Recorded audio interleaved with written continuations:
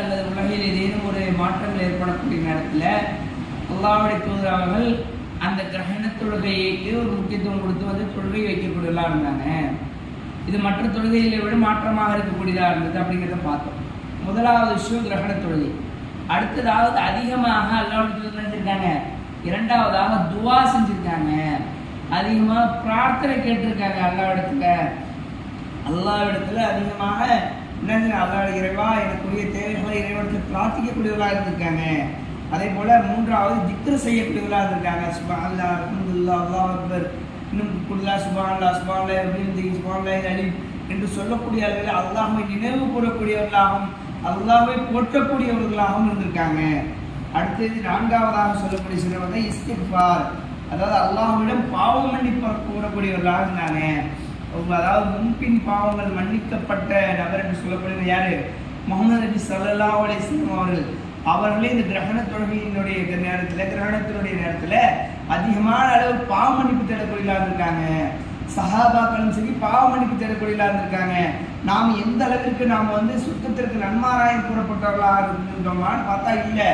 அப்படியாப்பட்ட சொர்க்கத்திற்கு நன்மாராயம் கூறப்பட்ட நபித்தோழர்களும் சரி, முன்பின் பாவங்கள் மன்னிக்கப்பட்ட அல்லாஹ்வுடைய தூதரும் சரி அதிகமான அளவு இந்த கிரகணத்துடைய நேரத்தில் பாவ மன்னிப்பு தேடக்கூடியவர்களாக இருந்திருக்காங்க.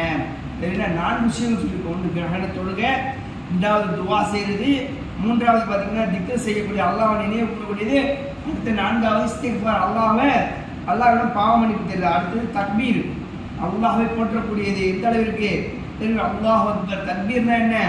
அல்லாஹ் அக்பர் எனக்கூடியது தான் தக்பீர். திருநாள் தொழுகையில் சொல்லுவாங்க தக்பீர் சொல்லிட்டு இருந்தா என்ன?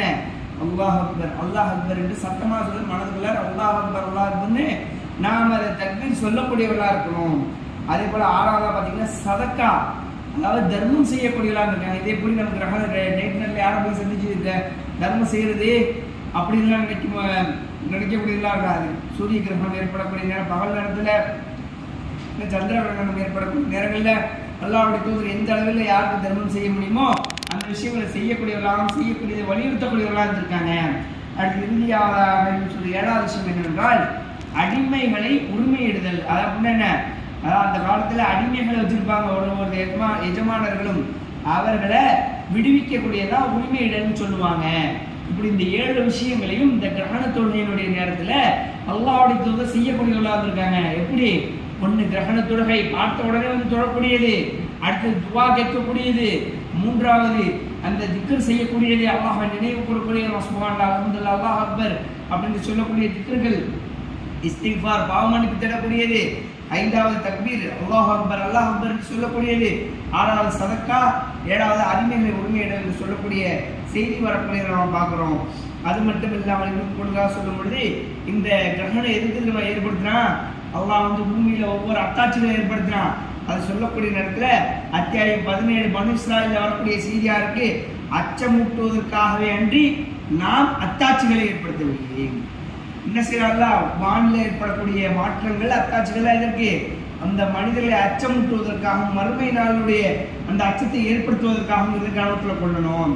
அது சஹீஹுல் புகாரி 1048 வரக்கூடிய செய்தி என்னன்னு பார்த்தீங்கன்னாக்கா, அதாவது சூரியனும் சந்திரனும் அல்லாஹ்வின் அத்தாட்சிகளில் உள்ள 2 அத்தாட்சிகள்.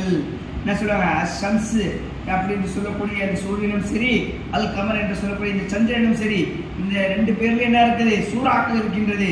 இந்த ஷம்ஸும் சரி அல் கமரும் சரி அல்லாஹ்வுடைய அத்தாட்சிகள் 2 இருக்குது. எவருடைய மரணத்திற்காகவும் கிரகணம் பிடிப்பதில்லை, மாறாக அதன் மூலம் அல்லாஹ் தன்னுடைய அடியார்களை அச்சமூட்டுகிறான், எச்சரிக்கிறான். இதுல என்ன? இந்த கிரகணங்கள் எதுக்கு தெரியுமா? இது என்னுடைய சாட்சிகள்ல அத்தாட்சியில ரெண்டுத்துலையும் ஏற்படுத்துறேன். இதை யாரோட மரணத்துக்காகவும் சரி இன்னும் கூடுதலாக சொல்லக்கூடிய விஷயங்களுக்காகவும் கிடையாது. அல்லாஹ்வுடைய தூதர் முஹம்மது நபி ஸல்லல்லாஹு அலைஹி வஸல்லம் மகன் இப்ராஹிம் அவர்கள் இறந்த பிறகு அந்த இறந்த நேரத்தில் கிரகணம் ஏற்படுகின்றது. உடனே என்ன சொல்றாங்க இருக்கக்கூடிய மக்கள்? அல்லாஹ்வுடைய தூதர் மகன் இறந்து விட்டதால் இந்த கிரகணம் ஏற்பட்டு விட்டதுன்னு சொல்றாங்க. அதுக்கு அல்லாஹ்வுடைய தூதர் சொல்றாங்க, யாருடைய மரணத்துக்காகவும் கிரகணம் ஏற்படுறது கிடையாது. கிரகணங்கிறது எதற்காக? அது மனிதர்களுக்கும் இந்த மனித சமுதாயத்திற்கும் ஜின் மனித சமுதாயத்திற்கு அத்தாட்சி ஏற்படுத்துவதற்கு, ஒரு பயத்தை ஏற்படுத்துவதற்கு தான் சொல்றாங்க. இன்னும் கூடுதலாக சொல்லும்போது இந்த இந்த கிரகணம் ஏற்படக்கூடிய நேரத்துல இந்த எப்படி சொல்லுவாங்க, அந்த கர்ப்பிணி பெண்கள் வெளியில வரக்கூடாது, சாப்பிடக்கூடாது, இன்னும் பிற விஷயங்கள் செய்யக்கூடாது, இரும்பு பொருள் எடுத்துட்டு போகக்கூடாது, இன்னும் உலக்கையை கொண்டு போய் என்ன செஞ்சுருவாங்க ஒரு இடத்துல போய் வச்சுட்டு அது விழுவுற நேரம் வரைக்கும் இந்த இது என்ன சொல்லுவாங்க, அந்த கிரகணம் பிடிச்சுன்னு சொல்லிட்டு பல்வேறு வகையான மூட நம்பிக்கையான வார்த்தைகள்லாம் சொல்லுவாங்க. இதெல்லாம் மார்க்கத்துல கிடையாது. நீ அத்தாச்சியா பாத்தியா, அல்லாஹ் பாவம் மன்னிப்பு, அல்லாஹ் தொடக்கூடியாரு அப்படிங்கிறதா இதனுடைய விஷயமா இருக்கு. இன்னும் கூடுதலாக சொல்லும் பொழுது, நீங்கள் கிரகணத்தை கண்டால் அது விலகும் வரை நீங்கள் பிரார்த்திங்கள் தொழுங்கள். இன்றைய கிரகணத்தினுடைய நேரமாக சொல்லப்பட்டிருக்கக்கூடிய நேரம் என்ன, 8:58 அதுக்கப்புறம் பார்த்தீங்கன்னாக்கா 2:25 சொல்லியிருந்தாங்க. ஆனால் அந்த நேரத்தில் நம்முடைய பகுதியில் கிரகணத்தை நம்ம காண முடியல, அதனுடைய ஆரம்ப நேரத்தை பார்க்க முடியல, மழைகளும் இன்னும் மேகக்கூட்டங்களாக இருந்துச்சு. அதற்கு பிறகு ஒரு 10, 30, 11 மணி நேரத்தில் அந்த மேகங்கள் விலகி நாம அந்த அத்தாட்சியை பார்க்கக்கூடிய நேரமா இருந்துச்சு. இந்த அத்தாட்சியை பார்த்து அல்லாஹ் இங்க இருக்கக்கூடியவர்களுக்கு நாடி இருக்கின்றான், இந்த பாவ மன்னிப்பு தரக்கூடிய வாய்ப்பை நமக்கு கொடுத்திருக்கான். சொற்பமான நபர்கள் என்று நாம் எண்ணக்கூடாது. இறைவன் நம்மை தேர்ந்தெடுத்திருக்கின்றான், நமக்கு ஒரு வாய்ப்பை கொடுத்திருக்கின்றான். மற்றவர்களுக்கு அந்த வாய்ப்பு வழங்கப்படலை, அவர்களுக்கு கிடைக்கலங்கிறத அவங்க புரிஞ்சுக்கணும். இந்த கிரகணத்துடைய நேரமானது சொல்லப்படக்கூடியது முழு கிரகணமானது 11:45 12:20 முழு கிரகணம் ஏற்பட்டு தற்போது விலக தொடங்கிருச்சு. அதனுடைய நேரமானது இன்னும் 2 மணி நேரத்தில் விலகப்படும் சொல்லியிருக்கு. நம்முடைய பகுதியில் 1:28 1:30 கிட்ட இந்த கிரகணமானது விலகக்கூடியதா இருக்கு அப்படிங்கிறத தெரிஞ்சுக்கணும். இவற்றில் எதையும் நீங்கள் கண்டால் இறைவனை பிரார்த்திக்கக்கூடியவர்களாகவும் பாவமன்னிப்பு தேடக்கூடியவர்களாகவும் இருங்க. அந்த கூடுதலாக சொல்லக்கூடிய நேரத்தில் அதை கிரகணத்தை நீங்கள் காணும்போது அல்லாஹ்விடம் பிரார்த்திங்கள், அதை பெருமைப்படுத்துங்கள், தொழுங்கள், தர்மம் செய்யுங்கள். முகமதின் சமுதாயமே, ஒரு ஆணோ பெண்ணோ விபச்சாரம் செய்வது அல்லாஹ் கடுமையாக சொல்கிறான். முகமதின் சமுதாயமே, நான் அறிவதை நீங்கள் அறிந்தால் குறைவாக சிரித்து அழுவீர்கள் என்று அன்னை ஆயிஷா ரலியல்லாஹு அன்ஹா அப்படின்னு அறிவிக்கிறாங்க. என்ன சொல்றாங்க, நான் அறிஞ்சதை நீங்க அறிஞ்சீங்கன்னு வச்சுக்கீங்க, எல்லாரும் குறைவாக சிரிப்பீங்க, அதிகமா அழக்கூடியவர்களா இருப்பீங்க அப்படின்னு சொல்லக்கூடிய செய்தியை நம்ம அறிவாங்க. கிரகணத்தை கண்டா நீங்க தொழுவுங்க, இன்னும் அதிகமா பெருமைப்படுத்துங்க. யார் ஒரு விசாரணை செய்யறா போது அல்லாஹ் ரோஷம் கொள்கின்றான். அது போன்று இன்னும் இறுதியாக சொல்றாங்க, நான் அறிவதை நீங்கள் என்றால் குறைவாக சிரிப்பீர்கள், அதிகமாக அழிவீர்கள். பல இடங்கள்ல இருக்கக்கூடிய துன்யாவுடைய தேவையற்ற பேச்சுக்களை பேசக்கூடிய நிலையிலும் புறம் பேசுதல், அவதூறு பேசுதல், எந்த வகையிலும் ஒவ்வொரு மனிதரும் என்ன செய்யறாங்க, அவர்களுடைய அமல்களை பாழாக்கக்கூடிய நிலையில இருக்கிறாங்க.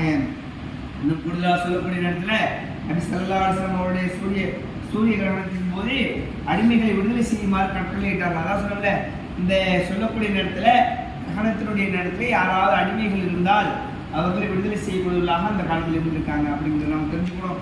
இதிலிருந்து நமக்கு கிடைத்திருக்கக்கூடிய இந்த வாய்ப்பை நாம் பயன்படுத்தி இந்த அத்தாட்சி வாயிலாக நாம் என்ன செய்யணும், நமக்கு கிடைத்திருக்கக்கூடிய அந்த வாய்ப்புகளை அரிதான இந்த இன்னும் இருக்கக்கூடிய சொற்பமான நேரத்தில் நாம் துவா செய்து இறைவனிடத்தில் அதிக அளவு பாவமன்னிப்பு தேடக்கூடியவர்களாகவும் இறைவனை பெருமைப்படுத்தக்கூடியவர்களாக இருக்க வேண்டும் என்று கூறி இந்த சுற்றுரையை முடிவு செய்கிறேன்.